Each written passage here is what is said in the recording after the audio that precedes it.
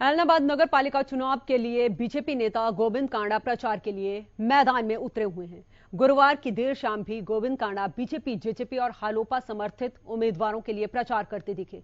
अलग अलग वार्डों में आयोजित की गई जनसभा में गोविंद कांडा ने पार्टी समर्थित उम्मीदवारों के लिए समर्थन जुटाया। इस मौके पर बीजेपी नेता गोविंद कांडा ने प्रत्याशियों की जीत का दावा किया है। गोविंद कांडा ने उम्मीदवारों की जीत के साथ ही क्षेत्र में विकास का भरोसा भी दिलाया और बता दें कि ऐलनाबाद निकाय चुनाव के लिए बीजेपी, जेजेपी और हालोपा में साझा उम्मीदवार उतारा है। चेयरमैन पद के लिए राजेश कनवाड़िया और वार्ड नंबर 1 से पार्षद पद के लिए बचन कौर उम्मीदवार हैं। अन्य वार्डों में भी पार्टी ने तीनों दलों की सहमति से प्रत्याशियों का चुनाव मैदान में उतारा हुआ है, जिनके समर्थन में बीजेपी नेता अब प्रचार कर रहे हैं। तो साथियों, आप 19 तारीख को भूल मत जाना। 2 बटन दबाने आपने, और 2 बटन दबाते ही एक कमल का और एक साइकिल का, ये 2 बटन दबाते ही बहन पिंकी, हमारी बहू भी है, रमेश जी की बहू है तो मेरी भी बहू है, और आपकी बेटी, आपके वार्ड की बहू, और आपका छोटा भाई राजेश, ये दोनों 1-2 बटन दबाने से सरकार का सीधा कनेक्शन जुड़ जाएगा। और जब पावर हाउस से लाइट आएगी, कनेक्शन आएगा, तो ऐलनाबाद का विकास देखना कहां जाएगा। तो ऐलनाबाद की तकदीर और तकदीर आपके हाथ में है साथियों, कि 19 तारीख को ज्यादा से ज्यादा हम गुरुओं का नाम लेकर, मुझे 5500 वोटों से जिताया था साथिया। मजा तो जब आएगा कि आपका राजेश 11,000 से जीत के जाए। एक तरफा जीत कर देना। मेरी बहनों माताओं से मैं प्रार्थना करता हूं कि किसी के बहकावे में मत आना। सरकार भाजपा की है, अभी वो कह रहे हैं पीले कार्ड बना देंगे। तो इसी खबर पर ज्यादा जानकारी के साथ मेरे सहयोगी अमित तिवारी जुड़े हुए हैं। अमित, आपके पास आऊंगी क्योंकि आपने भी सुना कि किस तरीके से बीजेपी के वरिष्ठ नेता हैं गोविंद कांडा, उन्होंने रोड शो निकाला और उसके बाद उन्होंने भरोसा दिलाया कि जैसे उम्मीदवार जीतते हैं तो पूरा विकास वह क्षेत्र में किया जाएगा।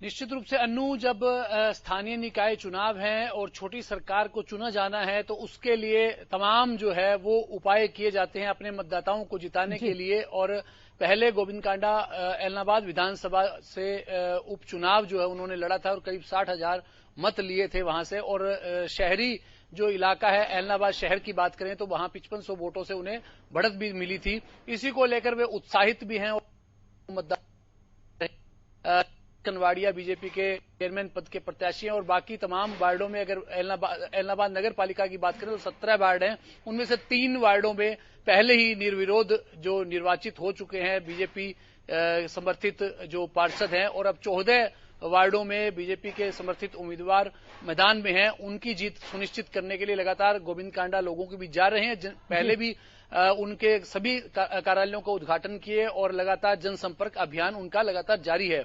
और आज भी जो रोड शो निकाला उसी में भी उन्होंने लोगों से सीधा संवाद किया और बीजेपी के जो संकल्प पत्र की जो मुख्य बातें हैं वो गिनवाई, और साथ ही साथ जो ऐलनाबाद शहरी क्षेत्र का विकास करना है उसका भी एजेंडा लोगों के सामने रखा। जी अनु।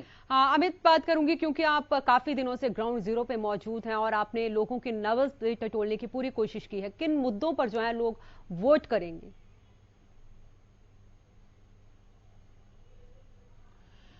जी अनु, सबसे बड़ी बात है कि केंद्र में भारतीय जनता पार्टी की सरकार है और प्रदेश में भी भाजपा है, तो जो तमाम नेता हैं वो यही बात उठाते हैं कि जो डबल इंजन की सरकार पहले से और तीसरा इंजन छोटी सरकार भी जुड़ जाए तो निश्चित रूप से विकास का पहिया है वो तेज गति से चलेगा। ऐसे दावे, ऐसे बातें जो तमाम नेता ये उठा रहे हैं चुनाव में। और स्थानीय मुद्दों की जो बात की जाए तो ऐलनाबाद शहरी क्षेत्र में पेयजल का एक बड़ा मुद्दा है जिसको लेकर पहले से ही काम उस पर प्रोजेक्ट पर शुरू हो गया है। इसके अलावा ऐलनाबाद में सफाई व्यवस्था का मुद्दा है। तमाम मुद्दों को लेकर जनता के बीच जाया जा रहा है, उठाए जा रहे हैं मुद्दे।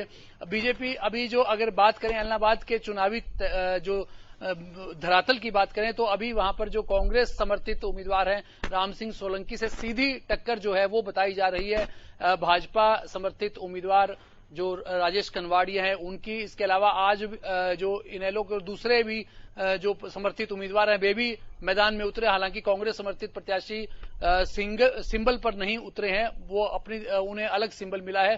फिर भी जो एक स्थिति रहती है मुकाबले की वो वहां बनी हुई है। लेकिन आज एक रोड शो निकला, उसके माध्यम से बड़ी ताकत बीजेपी ने भी यहां दिखाने की कोशिश की।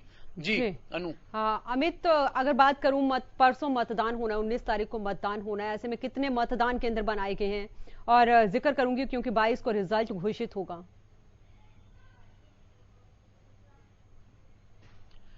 जी निश्चित रूप से जो सुगम पूरी तरह से जो सरलता से लोग अपने मताधिकार का इस्तेमाल कर सकें, इसके लिए तमाम व्यवस्थाएं की गई है। ट्रेनिंग जो अधिकारियों को दी जा चुकी है। टोटल जो अगर सिरसा जिला में बात करें तो 99 जो पोलिंग बूथ बनाए गए हैं और इनमें अति संवेदनशील और संवेदनशील बूथों की पहचान कर ली गई है। सुरक्षा के पुख्ता बंदोबस्त किए गए हैं। पुलिस की ओर से लगातार पूरे तरीके से अलग अलग इलाकों में फ्लैग मार्च निकालकर यह एहसास भी।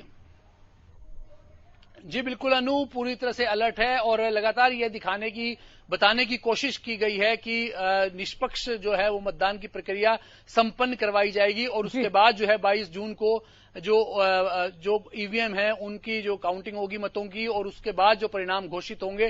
तो ऐसी व्यवस्था है और इस बार जो डबल जो वोट डालना है उसको लेकर भी लोग खासे उत्साहित हैं। हालांकि कार्यकर्ताओं को काफी जोर लगाना पड़ रहा है क्योंकि जो मुख्य रूप से जो उनका चेयरमैन पद के लिए प्रत्याशी है वो भाजपा जो उतरी है वो कमल का फूल लेकर उतरी है और जो उनके जो एमसी पद के लिए है वो जो साइकिल के उम्मीदवार है। तो ऐसे में उनको भी लगानी पड़ रही है, कोशिश ज्यादा करनी पड़ रही है लोग मतदाताओं को समझाने के लिए।